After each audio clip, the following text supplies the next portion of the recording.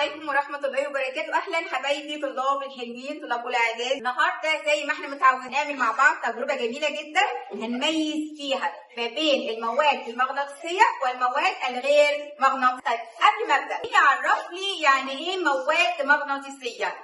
هي إيه؟ ها؟ المواد التي تنجذب إلى المغناطيس. برافو عليك، المواد التي تنجذب للمغناطيس. طب إيه هي المواد الغير مغناطيسية؟ هي المواد التي لا تنجذب إلى المغناطيس.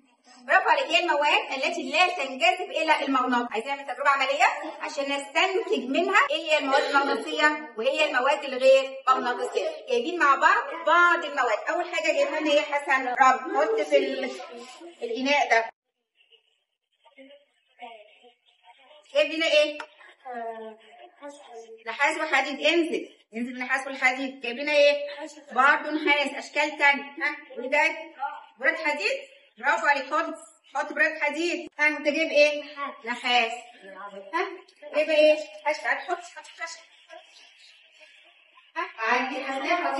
حطيتي ايه يا حسناء؟ نحاس.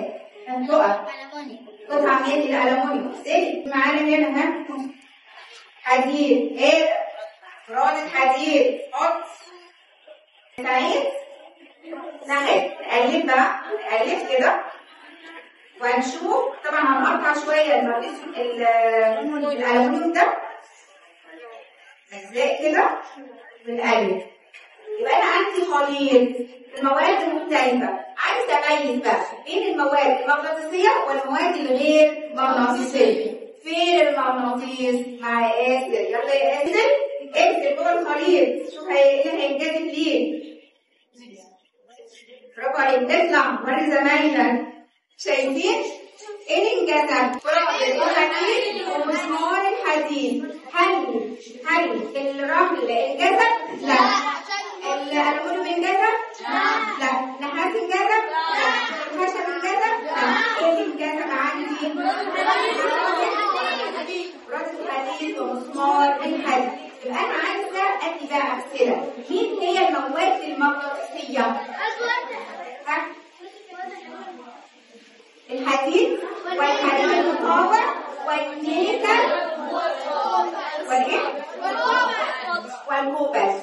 نيكل، كوبالت، حديد مطور. طب ايه المواد الغير مغناطيسيه؟ نحاس، ألمونيوم، خشب، ذهب، خلاص نقولهم تاني.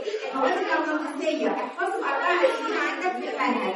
أول حاجة الحديد والحديد المطور والنيكل والكوبالت. خلاص؟ أما المواد الغير مغناطيسية نحاس، ذهب، خشب، ألمونيوم، فضة. خلاص؟ تجربة بسيطة جدا بينا المواد المغناطيسية والمواد الغير مغناطيسية. عندي حاجة كمان. يا ترى المغناطيس ده هيقدر يخترق الورقة؟ تعالى شوف كده. مجال مغناطيسي ثواني هيقدر يخترق الورقة ويجذب برضه برادة الحديد ولا لأ؟ هنشوف. عايزين بالتجربة. مش ده كله؟ بصوا بقى اللي هيحصل لبرادة الحديد. ايه اللي حصل؟ انجذب برادة الحديد. المجال المغناطيسي قادر يخترق الورقة. ويجذب برادة الحديد إليه. كده يا شباب فهمنا المجال المغناطيسي والقوة المغناطيسية. في أي سؤال؟ طيب كده تمام؟ نشجع بعضنا ونعمل سباعية جميلة.